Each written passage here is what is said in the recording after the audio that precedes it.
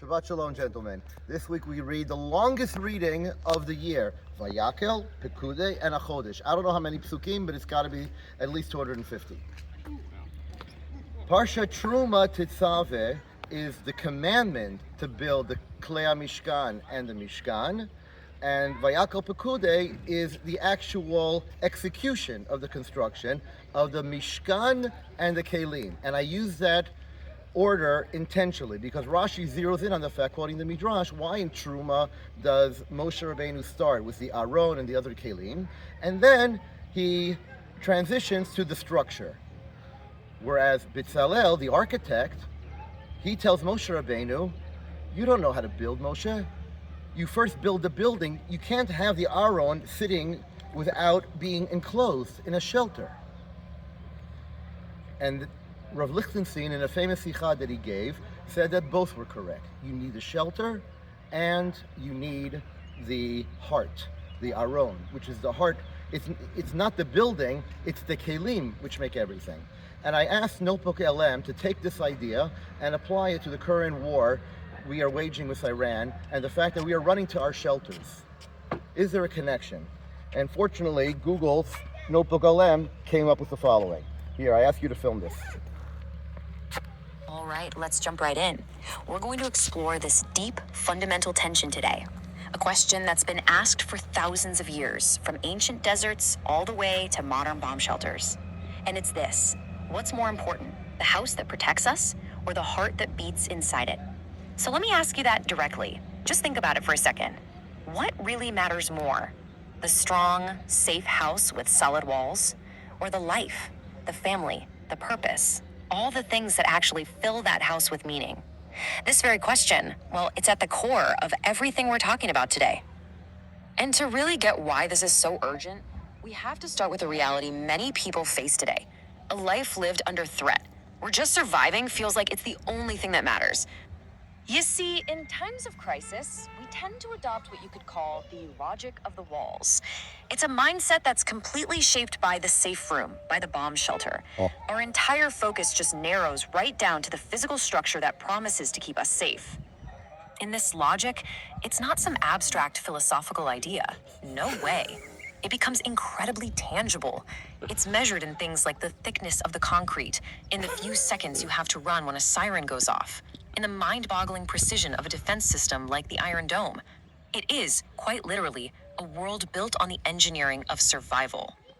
But here's the thing. This tug-of-war between the structure and its purpose, it's not new, not by a long shot. In fact, it's at the very heart of a foundational debate that happened thousands of years ago. So picture this. We're in the desert, and the big project is building the Mishkan, the portable tabernacle. And this wasn't just any old building, you know? It was meant to be the literal home for the divine presence right there among the people.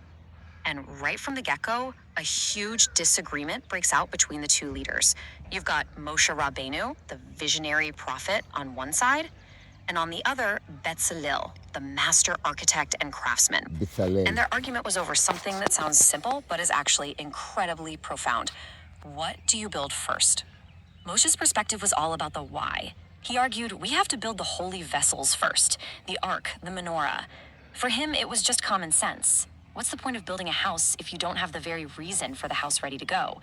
The purpose, the heart, had to come before the container. But Betzalel, he was the pragmatist. He was grounded in reality. And he pushed back, saying, hold on a minute. The way of the world, the way things actually get done, is you build the house first, and then you bring in the furniture. I mean, where are you supposed to put all these precious holy objects while the walls are still going up? You absolutely need the structure to protect the contents. So there you have it. This classic clash, vision versus reality, the idealist versus the pragmatist. But when you really analyze it, you find a truth that's so much deeper than just one person being right and the other being wrong. And this is where a brilliant insight from the scholar Rav Aaron Lichtenstein comes in. He explains that this isn't a simple argument. It actually represents two essential competing truths. Moshe, he embodies the why, our ultimate purpose, our meaning. And Betzalel, he embodies the how, the practical, physical world that we need to give that purpose a safe home. So the most crucial point, the real mind-bender here, is that this isn't about choosing a winner. They were both right. They were both necessary. A vision needs a structure to exist in the real world, and a structure without a vision is just, well, it's just an empty shell. This tension between them isn't a problem we need to solve, it's a balance we have to constantly manage. Okay, so let's take that ancient wisdom and bring it crashing right back into today, because it holds a really stark, and I'm Oh, really stark warning for our modern logic of the walls. Here is the absolute core danger. When you are living in a state of constant crisis, when you are always running for shelter, you risk becoming a people who are defined only by your walls. You risk completely forgetting what it is you're trying to protect inside them. oh, And you can kind of see how this happens, right? It's a slippery slope. It starts when you obsess over the structure, the defenses, the security, the concrete. That obsession can then lead you to neglect the vessels, the culture, the values, the spirit. And if that goes on long enough, you eventually just forget the whole purpose for why you needed to survive in the first place. Now, let's be absolutely clear. The bomb shelter, the structure, is a necessity. Of course it is. But, and this is the crucial part, it is not the destination. The Mishkan wasn't built just to be a really strong fortress. It was built to be a home.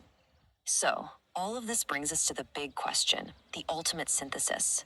How do we hold both of these truths, the vision and the reality, at the same time? How do we go about protecting not just life, but life's purpose?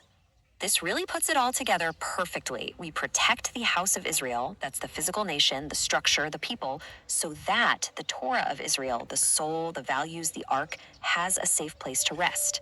The structure exists to serve the soul. It's that simple. And that leads us to the final critical point here. The goal isn't just about taking the next breath.